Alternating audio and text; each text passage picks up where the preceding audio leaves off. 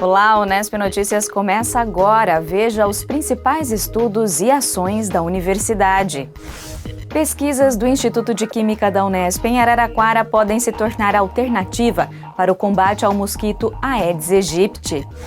O trabalho dos profissionais que ilustram animais e plantas para auxiliar no estudo e compreensão do meio ambiente.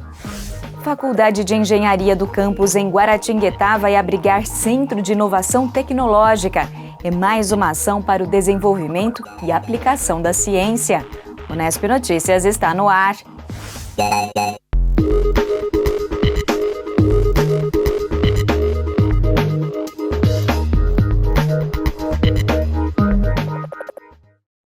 Duas pesquisas desenvolvidas no Instituto de Química da Unesp em Araraquara, lideradas pela professora Vanderlan Bolzani, podem se tornar grandes aliadas no combate ao mosquito Aedes aegypti, transmissor de várias doenças. Vamos conhecer mais detalhes com os pesquisadores responsáveis por esses estudos. Ele é pequeno e até parece inofensivo, mas vem ganhando resistência ao longo dos anos e tem sido cada vez mais difícil combatê-lo. O mosquito Aedes aegypti é o responsável pela transmissão dos vírus de doenças como dengue, zika e chikungunya, que todos os anos afetam a população brasileira. Pensando em formas de combatê-lo, pesquisadores do Instituto de Química da Unesp em Araraquara decidiram diversificar os estudos. A Helena investigou plantas da família Malpighiaceae. Primeiro porque elas são bastante comuns no Brasil e também porque já se sabia que elas tinham um nível de toxicidade em mamíferos. Alguns chás preparados a partir de espécies de plantas dessa família causam efeitos alucinógenos quando ingeridos, ou mesmo se algumas plantas dessa família são ingeridas pelo gado, elas podem causar uma intoxicação crônica ou mesmo uma intoxicação aguda nos rebanhos de bovino. Então, esses relatos de toxicidade que a gente já observou na literatura para mamíferos fez a gente se questionar se essa toxicidade também seria observada em insetos, principalmente insetos transmissores de doenças negligenciadas, como o Aedes aegypti. As folhas secas das plantas foram moídas e adicionadas a um solvente orgânico para que as substâncias químicas fossem extraídas. Foram preparados extratos de aproximadamente 200 amostras de plantas, que passaram por uma análise para identificar se seriam ou não tóxicas para as larvas do mosquito Aedes aegypti. Os resultados foram promissores. Uma das espécies que a gente estudou, que a gente selecionou, foi capaz de matar 100% das larvas em apenas 24 horas, e outras duas espécies foram capazes de matar 70% das larvas em 72 horas. Então, esses resultados são muito animadores e, na verdade, abrem outras possibilidades para o combate ao mosquito. A forma mais simples, no caso, seria justamente adicionar esse extrato a locais de água parada. Ou mesmo, seria possível até criar armadilhas que sejam capazes de atrair esses mosquitos para regiões específicas que tenham já água parada que contém esse extrato. Então, quando o mosquito botar os ovos nessa água parada, que já contém um extrato, o ciclo, na verdade, de desenvolvimento do mosquito já vai se encerrar ali, pois o extrato vai ser capaz de matar as larvas do mosquito. O próximo passo é identificar entre as substâncias extraídas das plantas quais foram as responsáveis pela morte das larvas e então passar a produzi-las em laboratório. Outra etapa também é testar os extratos nos ovos do Aedes, no mosquito adulto e nas pupas. Já o outro estudo, que teve como base a química medicinal e a biologia estrutural, foi desenvolvido pelo Luiz. Ele identificou uma proteína no organismo do Aedes que dá energia para o mosquito se desenvolver e tem 70% de similaridade com uma proteína presente nos seres humanos. O pesquisador então selecionou um composto já usado em tratamentos contra o câncer para bloquear essa proteína no mosquito. Eu consigo utilizar ferramentas químicas, né, já disponíveis na literatura, né, que já foram publicadas, né, cientificamente, já tem dados comprovados cientificamente, né, para o tratamento humano, como para câncer, por exemplo, né, que é uma abordagem já utilizada para câncer, e transferir isso para o Aedes aegypti. Então, como é uma proteína que fornece energia para o mosquito, né, isso já está publicado, né, já tem dados mostrando isso, que ele necessita de energia para desenvolver, no seu desenvolvimento, desde o ovo, passar para a larva, de larva para a pupa, né, até a fase adulta. Então, se você inibe esse tipo de via, né, você levaria, teoricamente, você inibe, né, o desenvolvimento do ciclo de vida dele, né, até a fase adulta. Após a aplicação do inibidor à proteína do mosquito, os dados também foram animadores. Nós já sabemos que esse composto, né, que é utilizado para humano, foi reposicionado para Aedes aegypti e já está inibindo 80% de larvas, né, do vetor. Então, é um trabalho que surpreendeu bastante, né, isso mostra a eficiência do planejamento, né, do planejamento racional. E o ineditismo, né, porque ainda nenhum inibidor de quinase tinha sido usado, né, para inibir o desenvolvimento de Aedes aegypti, né? Então, como o próximo passo também, além de produzir proteína do mosquito em laboratório e quantificar essa interação, né, essa inibição, agora nós podemos planejar, né, moléculas mais potentes. Mas, assim como a pesquisa com plantas, ainda há outras etapas de investigação. Agora, a segunda etapa, que nós já temos todas essas informações, então agora sim é juntar tudo isso e desenvolver novas moléculas, né, que é o que eu já estou fazendo. Essa segunda parte já está em andamento, né, então, em média, em 2 anos, nós já teremos uma molécula que eu acredito mais eficiente para essa atividade, e aí eu acho que a gente talvez conseguiria, né, atrair empresas, né, que estariam interessadas, né, e aí começar outro nível de conversa sobre isso, né, porque a expectativa é que isso saia do laboratório de pesquisa, né, e ganhe espaço, né, ganhe o mundo, né. Durante esta semana e até o fim do mês de setembro, são realizadas na universidade diversas ações para marcar o Dia Nacional de Luta da Pessoa com Deficiência, instituído em 21 de setembro.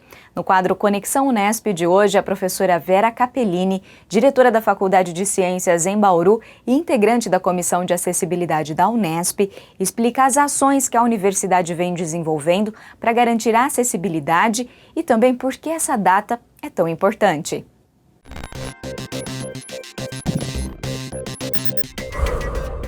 Essa data representa muito para as pessoas com deficiência, para os pesquisadores da área e para toda a sociedade. Primeiro, porque é importante nós lembrarmos que foi muita luta, sim.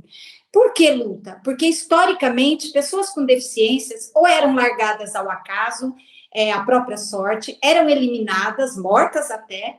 Porém, hoje, século XXI, temos o prazer de comemorar que, com muita luta, na perspectiva legal, nós temos garantido o direito de todas as pessoas conviverem, estudarem, trabalharem, estar no ensino superior, na escola comum, juntos, independente da condição de deficiência ou não.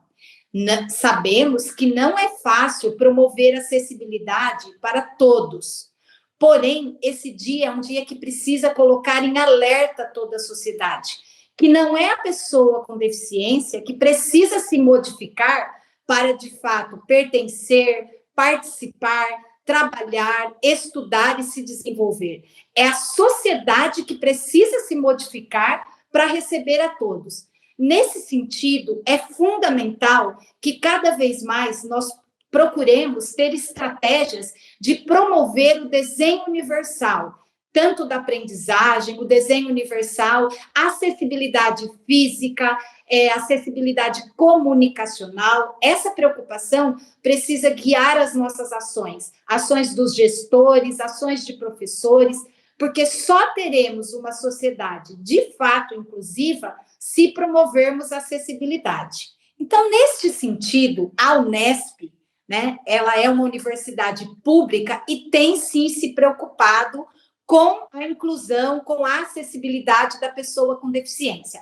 Nós temos uma comissão de acessibilidade e inclusão que já tem uma política institucional de acessibilidade e inclusão na Unesp. De 2014 para cá, tivemos a iniciativa de um trabalho coletivo com pesquisadores da área e a Prograde e a Comissão de Acessibilidade de mapear quem e quantos são os alunos com deficiência que estão matriculados. Uma outra ação de 2017 para cá, todo aluno que ingressa na Unesp, que se autodeclara com alguma deficiência ou uma condição, uma necessidade específica, ele tem o direito de receber um suporte. Ou seja, um suporte na provisão de equipamentos, como, por exemplo, um computador adaptado, um mobiliário, ou, quando necessário, um tutor. Então, todos os coordenadores de curso, quanto o próprio sujeito que entra com deficiência, pode demandar da Comissão de Acessibilidade esse suporte, e desde 2017 para cá, todos têm recebido, como, por exemplo, intérprete em Libras, em Marília, em Araraquara, que é uma ação que custa, que envolve recurso, porém, ninguém faz acessibilidade e inclusão sem provimento de recursos. E a Unesp, mesmo com toda a crise, tem essa temática como uma meta importantíssima, porque acessibilidade e inclusão não é como que eu poderia dizer? Não, eu não estou dando uma ajuda para o aluno, não, é um direito, e como direito ele precisa ter essa oportunidade. E também estamos promovendo diferentes ações, tanto para comemorar esse dia, como, por exemplo, nosso grupo de pesquisa tem a semana toda vídeos curtos de Você Sabia Que? Sobre mitos e como desconstruir esses mitos sobre a deficiência. Eu sei que a Unesp, o campus de Botucatu, tem promovido ações, e nós também, enquanto Comissão de Acessibilidade, toda a comunicação da Unesp, vamos promover uma live falando da importância desse tema, da acessibilidade e inclusão no ensino superior, neste período, né, em setembro, que comemoramos o dia de luta da pessoa com deficiência.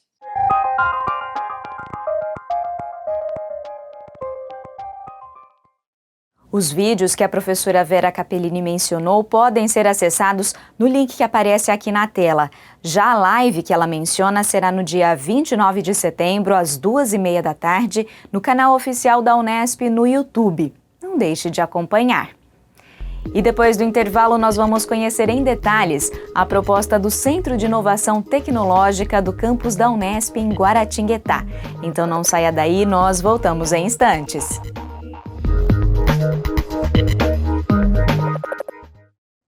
A Faculdade de Engenharia do campus da Unesp em Guaratinguetá vai abrigar o mais novo Centro de Inovação Tecnológica do estado de São Paulo. Ele está integrado à Rede Paulista de Centros de Inovação Tecnológica e representa uma conquista não só para a universidade, como para toda a região. O diretor da FEG, o professor José Alexandre Matelli, conta em detalhes como surgiu essa iniciativa, as parcerias com o município, com a FATEC local e setores da sociedade civil. Bem, a iniciativa do Centro de Inovação, ela surgiu da Prefeitura do município, né, uma articulação forte da Prefeitura do município com a Secretaria de Desenvolvimento Econômico, na qual nós estávamos presentes, né, e de um fato, assim, até meio triste, né, que foi o fechamento da nossa fundação aqui no campus. A Fundação para Desenvolvimento Científico e Tecnológico, ela foi severamente afetada pela pandemia, né, e com isso o espólio da fundação, que incluía o prédio, né, ele ficou disponível para nós no campus, né, por força do estatuto ele foi passado para o patrimônio da faculdade, né. E com isso a gente então teve a oportunidade, né, de oferecer como uma contrapartida para a iniciativa um espaço para a instalação do Centro de Inovação, né. Para a região, a importância do centro é ser um local onde convergem todas as demandas por inovação da região, né. E é uma região bastante diversificada economicamente. Se você tem desde da indústria de grande porte, né, metalmecânica, química, né, que já são intensivas em inovação e desenvolvimento tecnológico, desde, por exemplo, o setor do turismo cultural, que você vai encontrar na região do Vale Histórico, Areias, Bananal, né, que é uma região bastante carente de desenvolvimento, né?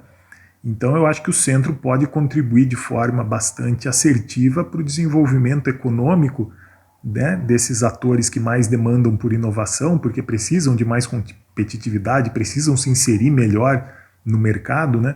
Eu acho que está aí a importância do centro para esses atores. E para a Unesp é uma oportunidade de você intensificar ainda mais a questão da extensão universitária, né? Nós fazemos pesquisa e ensino dentro dos muros da universidade, né?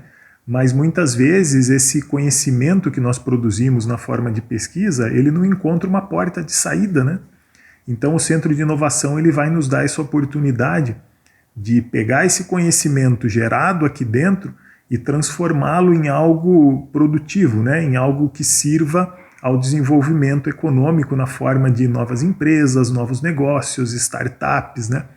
E isso intensifica as atividades de extensão, né? Que para nós é do maior interesse. Em termos de parceiros consolidados, nós já temos a FATEC, né? Que tem um campus aqui em Guaratinguetá também, participou bastante ativamente da articulação para trazer o centro para Guaratinguetá, né? Temos também o SEBRAE, a Associação Comercial e Empresarial de Guaratinguetá. Esses são os parceiros de primeira hora, né? E a gente está atrás de outros, né? Agora do setor empresarial propriamente dito, né? As coisas estão acontecendo bem rápido aqui em Guaratinguetá, né? O que é legal. Então a gente já está tentando envolver algumas empresas de grande porte, né? Algumas indústrias de grande porte. A gente já está indo atrás dessas pessoas, porque agora vem a parte difícil, né? Que é fazer o centro funcionar, que é fazer o centro gerar os próprios recursos para que ele se sustente ao longo do tempo, né? E para isso a gente vai precisar ter um comitê gestor, a gente vai precisar ter uma diretoria executiva e essas pessoas elas precisam ser remuneradas, né? E para remunerá-las a gente precisa de recursos. Então a gente está nessa fase agora de ir atrás de parceiros, né, que possam contribuir com recursos para financiar o Centro de Inovação. Nós estamos conversando bastante com a Fundunesp para que a gente possa estabelecer um modelo de governança, né? Um regulamento para esse centro, quer dizer, toda a estrutura administrativa dele, ele precisa estar bem consolidada, né?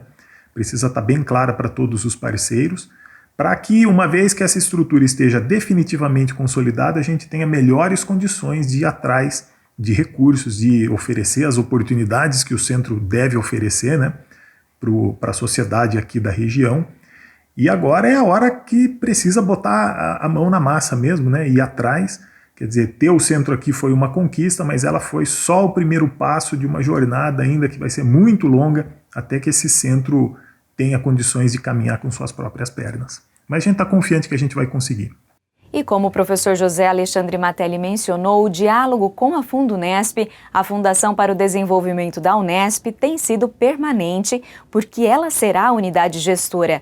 Nós também conversamos com o presidente da Fundação, o professor Edson Capello, para entender melhor essa atuação, não só no Centro de Inovação em Guaratinguetá, mas também em outras unidades universitárias.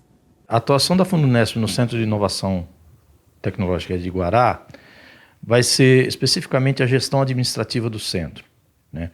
Toda a atuação administrativa, toda a gestão de recursos que são enviados ao centro, toda a parte administrativa ficará a cargo da Fundunesp. Isso é uma missão da Fundunesp. A Fundunesp tem ampliado as suas ações. Inicialmente, a Fundunesp tem trabalhado fortemente no apoio a projetos de pesquisa e desenvolvimento, e mais recentemente, na nossa gestão, nós temos ampliado isso para a área de inovação. Através da nossa agência Unesp de Inovação, a ideia é que a Fundunesp ela amplie a sua missão e atue fortemente dentro desses centros de inovação e incubadoras. Nós temos ampliado as nossas parcerias no setor público de uma forma mais geral e no setor privado. Essa é uma das missões da Fundunesp, ampliar o apoio através das parcerias. E uma das parcerias importantes que nós fizemos recentemente é a parceria com o SEBRAE. O SEBRAE é uma instituição importante, uma instituição muito reconhecida, que atua em várias frentes E, particularmente, ela tem um apoio muito forte na área de inovação e empreendedorismo. E, mais uma vez, a Fundunesp consegue auxiliar essas instituições nas parcerias público-privadas de uma forma ampla. A gestão administrativa da Fundunesp nesses centros, ele tem as principais características, é dar mais dinamismo à gestão, é dar mais celeridade aos processos, é facilitar nos processos de aquisição de equipamento, de materiais, dar lisura aos processos, com muita transparência. Então, o objetivo dessa gestão administrativa é permitir que essas parcerias com instituições públicas e instituições privadas ocorram de forma muito mais rápida. Com o marco legal, a Fundunesp e as fundações, de uma forma geral, elas se tornaram responsáveis por esse processo.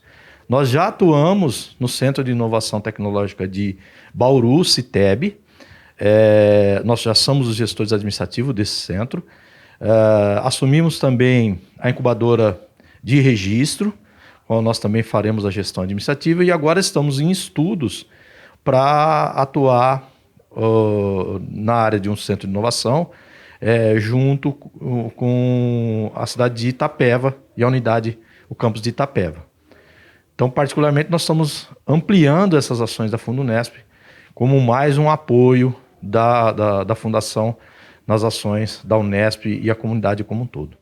Você já ouviu falar em ilustração científica? Esse é um trabalho fundamental para ampliar o conhecimento sobre os seres vivos e o meio ambiente. Vamos conhecer como é a atuação dos profissionais dedicados a essa atividade. Ciência e arte. Essa é a combinação por trás do trabalho de profissionais que se dedicam à ilustração científica. Com traços, cores, precisão e muita atenção aos detalhes, eles são responsáveis por transformar em imagens descobertas feitas por pesquisadores que estudam as características de organismos vivos. A botânica é uma das áreas que ganham com as criações deles. A comunicação visual é um aspecto muito importante para as áreas da botânica que envolvem, de alguma forma, aspectos relacionados à morfologia das plantas. Então, nas atividades de pesquisa desenvolvidas junto às áreas de taxonomia vegetal, de morfologia e anatomia vegetal, de ecologia, a ilustração acaba sendo um aspecto muito enriquecedor, porque vai evidenciar aspectos da estrutura das plantas por meio de imagens e facilitar a compreensão do leitor e do próprio pesquisador sobre determinado assunto, sobre determinados aspectos, além de, é claro, chamar a atenção do público pela beleza desse trabalho. Então, é muito comum no meio científico, a utilização do trabalho, dos ilustradores na elaboração de teses, de artigos científicos, de livros, de catálogos, enfim, uma diversidade de materiais. Rogério Lupo é um nome conhecido no meio científico brasileiro. Desde 1997, ele produz ilustrações para trabalhos acadêmicos e oferece cursos em instituições e ateliês. Como muitos ilustradores, ele uniu conhecimentos adquiridos na graduação com um gosto pela arte para se especializar. Eu fiz biologia e fui me direcionando para a área de botânica meio sem querer, porque, na verdade, eu queria muitas áreas, até trabalhei em várias áreas diferentes. Eu gostava de ornitologia também, ou de estudar certos insetos, e acabei indo para onde surgiu a oportunidade, de eu estagiar, mas não foi menos prazeroso do que seriam os outros trabalhos. E aí, na botânica mesmo, eu fui percebendo que tinha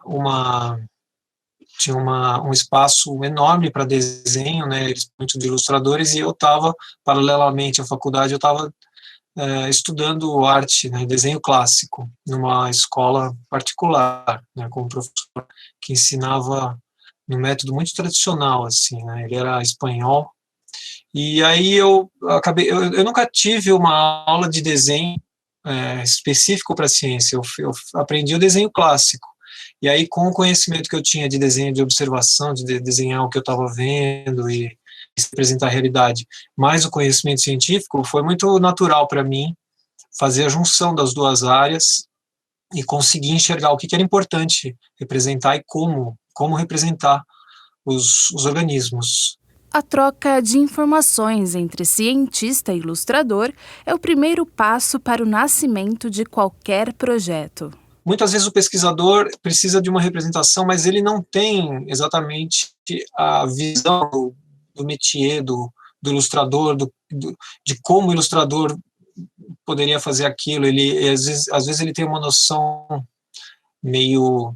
tem lacunas na noção do pesquisador da melhor forma de ilustrar. Então, na conversa, o ilustrador vai agregar o conhecimento dele sobre a representação visual, sobre linguagem visual e tudo, e sobre as convenções, inclusive. Às vezes o pesquisador também não conhece muito bem as convenções da ilustração científica. Então, o ilustrador vai ser uma espécie de assessor do pesquisador também, num primeiro momento, para dar ideias de como seria melhor fazer o que o pesquisador precisa, né? Em alguns casos, isso já está um pouco mais implícito, assim. Quando eu tenho uma ilustração botânica para se fazer de uma espécie nova, o pesquisador já tem uma noção bem clara do que é necessário e como são as convenções e a tradicional publicação de uma espécie nova. Mas, às vezes, quando é uma ilustração de um organismo no ambiente, um comportamento do organismo, de uma interação entre animais, de um comportamento de predação, né, de caça, ou de comportamento de acasalamento, né, da atração sexual, tentando atrair a fêmea e tal. A melhor maneira de ilustrar esse tipo de coisa, como uma ilustração parada, né, ela vai ser uma ilustração e você precisa ilustrar o movimento, então o pesquisador muitas vezes não vai ter noção do que é melhor se fazer. Aí a gente entra com o nosso conhecimento para assessorar no que o pesquisador vai precisar realmente, que tipo de imagem ele vai precisar para demonstrar esse comportamento. Outro aspecto importante para a execução do trabalho é a escolha da técnica usada. Em alguns casos, a decisão está ligada ao próprio objetivo da ilustração. Quando alguém pede algum trabalho feito, né, para ilustração científica, para artigo, enfim, ela me fala primeiro a ideia que ela tem, né, o que ela precisa.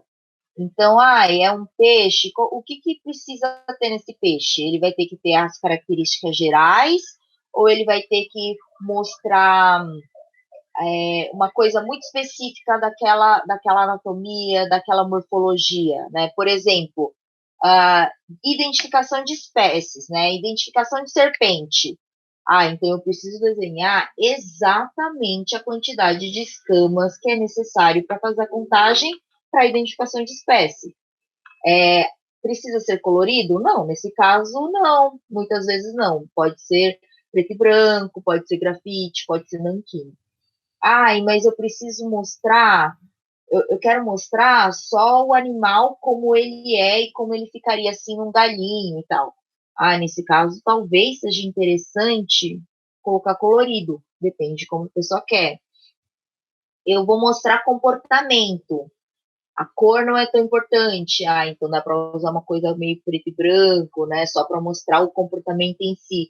Ou eu quero mostrar o comportamento, mas eu quero mostrar que o macho e a fêmea têm dimorfismo sexual, né? Tem diferenças ali nas cores ali do corpo e tudo mais. Então isso é interessante fazer colorido, né? Então a pessoa me dá esse feedback, ela fala assim, o que ela precisa. Ao longo de todo esse processo, o ilustrador também não deixa de ser um estudioso. Por mais que eu estudei biologia e saiba procurar algumas coisas, tem espécie que eu realmente, né, desconheço, assim, não estudei tão a fundo, né? Então, assim, é uma espécie de opilião. Que espécie é essa? Você tem imagens dela? Você pode oferecer materiais para que eu veja como que ela é, como que se comporta? E assim vai. Aí ela vai me mandando tudo que a pessoa vai me mandando tudo que pode, assim, me ajudar, né? E aí eu vou montando. E aí, é assim, normalmente eu faço um esboço, mando para a pessoa corrige alguns detalhes, e aí eu vou para a etapa final, né? Aí o esboço, ele vai variar muito, porque assim, ele pode ser só passado a lápis, ou ele pode ter um grafite meio rascunhão, assim, né? E aí, quando vai para cor, é definitivo, né? Então, é importante que a pessoa corrija antes e tudo mais. A luz e a sombra, né? Quando precisa dessa parte de cor, eu faço, assim, um grafite para que a pessoa corrija luz e sombra, onde que é mais claro, onde é mais escuro e tudo mais, porque aí a cor, né? Eu vou fazendo conforme eu tô vendo, assim, né? Conforme as características que são importantes e tal. E será que há alguma dica para quem quer começar a explorar o campo profissional da ilustração científica? A pessoa, ela tem que ir atrás, ela tem que mostrar também o que ela faz, né? Não pode ficar guardando tudo para si, porque as coisas não caem do céu, né? Se a pessoa guardar tudo ali, assim, escondidinho, como que as pessoas vão saber também, né? Então, fazer um Instagram profissional, assim, para colocar os seus trabalhos, né, começar a divulgar, o que você acha?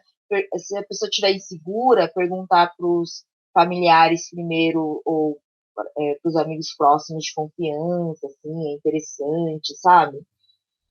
E também, se a pessoa quiser começar a ter aulas de ilustração científica, né, procurar, perguntar, né? Eu já respondi várias pessoas que vinham no Instagram perguntando só como é que começa, sabe? Ou onde que tem aulas aqui em São Paulo, esse tipo de coisa, né? Porque realmente não é tão fácil assim. E a gente faz mais um intervalo rápido e na volta você vai saber dos ganhadores do concurso de contos e crônicas da Unesp, como foi a experiência de participar dessa ação cultural. Fique com a gente, nós voltamos já já.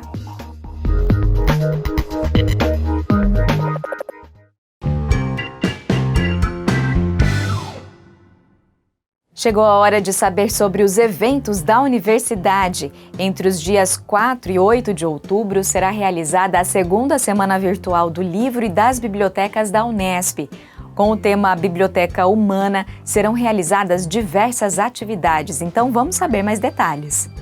Olá pessoal, eu sou a Sandra, espero encontrá-los bem e com saúde e venho falar com vocês um pouco sobre a nossa segunda Semana Virtual do Livro e das Bibliotecas da Unesp, a Biblioteca Humana. É um evento em que tem uma programação bem diversificada, em que teremos desde capacitações, roda de conversa, momento cultural, hora do conto, gincana literária, exposição e muito mais. Tudo em formato virtual, mas contando com a tecnologia para nos mantermos próximos nesse momento em que ainda não é possível nos aglomerar.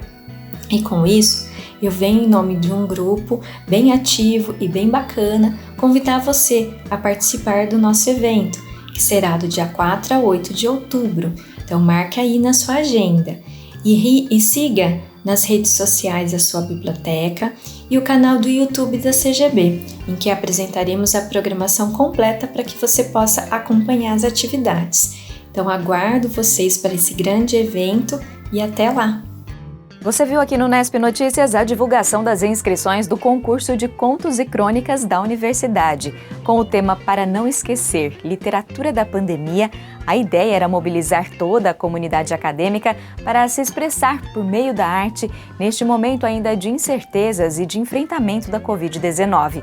E olha, deu certo! O concurso, financiado com recursos do convênio Unesp Santander, recebeu a inscrição de 143 crônicas e 121 contos. Nós vamos saber então dos vencedores como foi essa experiência. O professor do IBILS em São José do Rio Preto, Márcio Schell, vencedor com o conto Fragmentos de um Diário da Pandemia, e também da aluna da Unesp em Franca, Flávia Mantovani, com a crônica Arquivos e Drives, Memórias na Pandemia. Eu sou Flávia Mantovani, professora de História, discente no programa de pós-graduação em História da Unesp de Franca, onde faço doutorado. Eu tô aqui para contar um pouco da minha experiência no concurso de contos e crônicas, concurso literário da Unesp, que até onde sei foi a primeira iniciativa nesse sentido. E para mim também foi uma primeira vez. Eu não tenho formação em literatura, também não tenho assim uma relação profissional com a escrita. E para além da escrita acadêmica, né, do mestrado e do doutorado, eu gosto de escrever desde sempre, mas isso fica entre amigos, né? A escrita para mim é um espaço de desabafo, de registro, de preservar essas memórias. E acho que não só para mim, para muitas pessoas, isso aflorou na pandemia. Não só a escrita, mas a leitura. Então essa aproximação com a literatura, nesse momento em que a gente está passando, nessa crise sanitária, crise política, esse momento de pandemia veio muito forte. Então quando eu vi o edital do concurso, eu fiquei extremamente animada, resolvi participar, mas confesso que estou muito surpresa de ter vencido na categoria crônica. E também muito feliz, comemorei bastante, assim, é muito gostoso poder compartilhar as coisas que a gente escreve, né? Eu resolvi contar nessa crônica como tem sido essa experiência, né, nesse momento de ensino remoto, não só eu, mas todo mundo, todos os estudantes, professores, funcionários, todo mundo teve que se adaptar a essa nova realidade, né, do ensino remoto, das aulas remotas, e é muito angustiante esse momento de estudar à distância, pesquisar sem acesso à biblioteca, sem poder, enfim, sair de casa, ir aos arquivos, né, esse isolamento bem mais restrito que foi no começo da pandemia. Então eu contei tudo isso nessa crônica e acabei vencendo, porque acho que é um tema que toca a todos nós, né? Então é isso que eu tinha para dizer. Um abraço a todas e todos e até mais. Eu sou o professor Márcio Schell, dou aula no IBILSE de São José do Rio Preto. Eu sou da unidade do IBILSE de São José do Rio Preto, né? Eu estou há 10 anos aqui e dou aula na área de teoria da literatura, né? Sou professor da área da teoria da literatura na graduação e na pós. A verdade é que desde o começo da pandemia o tema tem me interessado de diferentes maneiras. Eu acho que o concurso de contos foi uma oportunidade de me dedicar ao tema por um outro prisma, já que o ano passado eu escrevi e publiquei um longo ensaio na forma de análise crítica das relações entre arte e pandemia, né? Um ensaio que se intitula Dos Meios de Viver à Morte, a Arte em Tempos de Pandemia. E quando eu vi que a Unesp tinha uma chamada, um edital para um concurso de contos, eu pensei que talvez fosse uma forma de responder a esse ensaio, ou de tentar responder a esse ensaio pela via ficcional, né?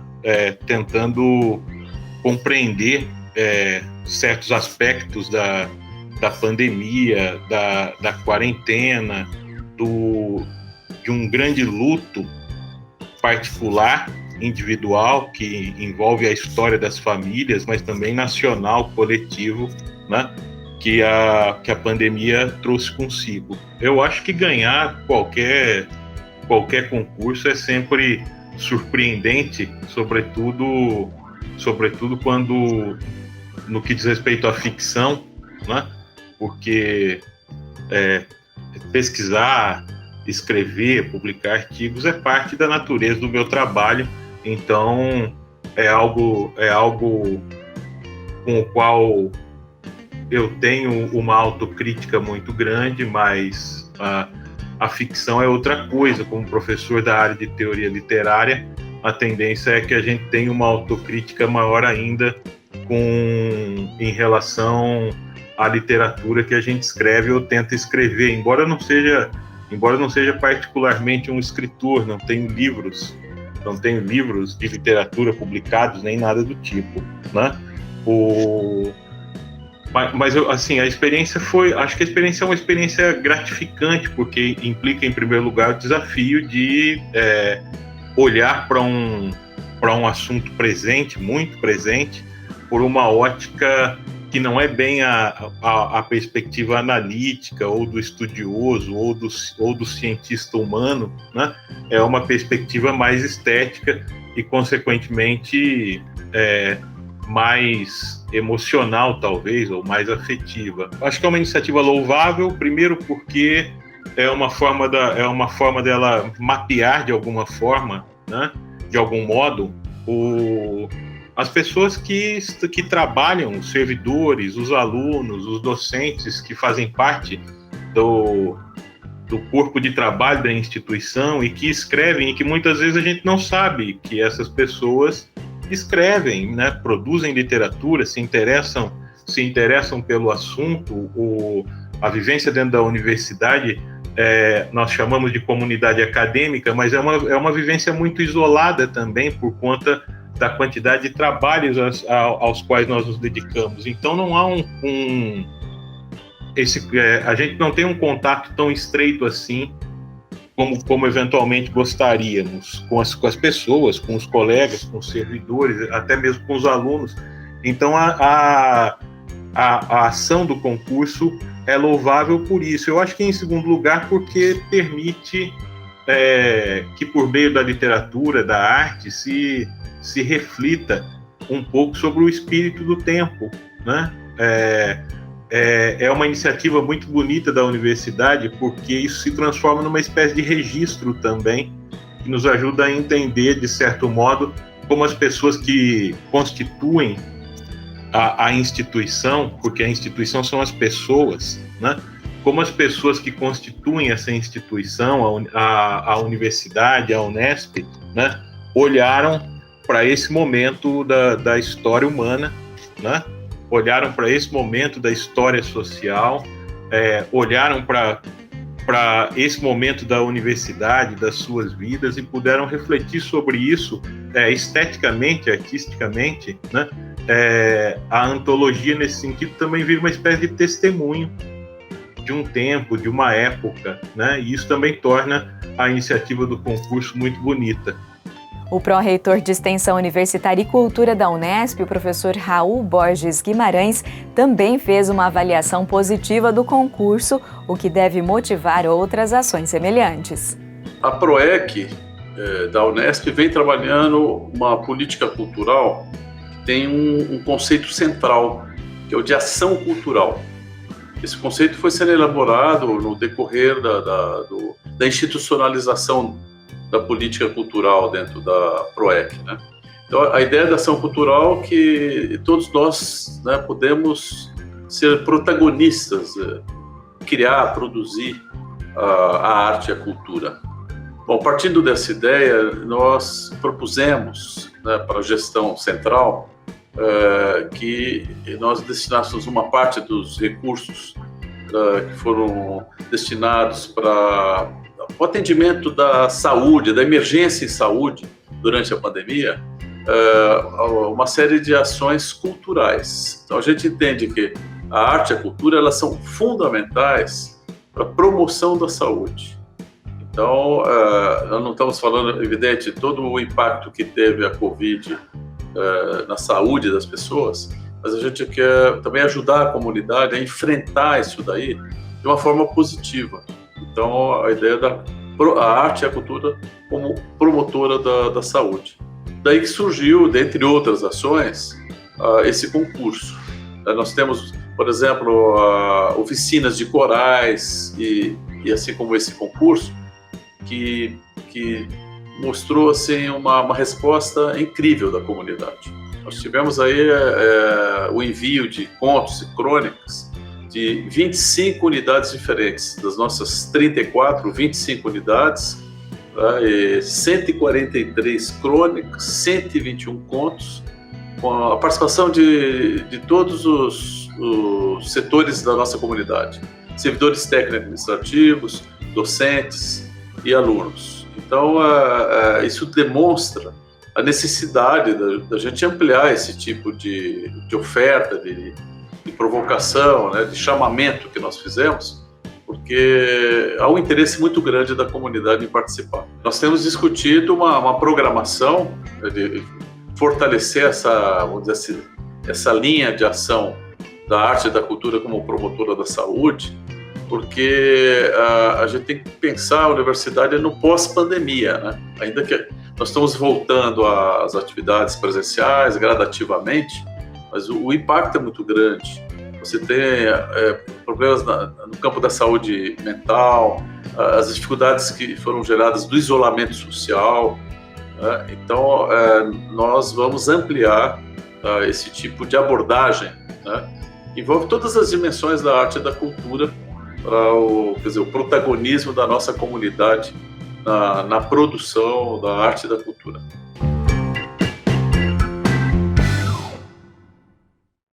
E uma última informação, a Assessoria de Comunicação da Unesp, a TV e a Rádio Unesp se uniram para a produção de uma série de reportagens que apresentam o importante trabalho de unidades auxiliares da universidade que oferecem serviços em saúde para a população. Essas unidades estão presentes em 6 cidades paulistas: Araçatuba, Araraquara, Assis, Bauru, Botucatu e Marília. E você pode conferir como esse trabalho tem sido feito semanalmente nas reportagens que vão ser publicadas no Jornal da Unesp, ou então assistir aos vídeos divulgados no canal oficial da Unesp no YouTube e aqui na tela da TV Unesp. Na nossa programação, os vídeos são exibidos às terças e quintas-feiras, às 11h40 da manhã. Então conheça mais sobre a nossa universidade. O Unesp Notícias está chegando ao fim, mas não esqueça que você pode acompanhar a nossa programação também pelo nosso canal no YouTube. Está tudo lá na íntegra. Uma boa semana para você e até quinta que vem. Tchau!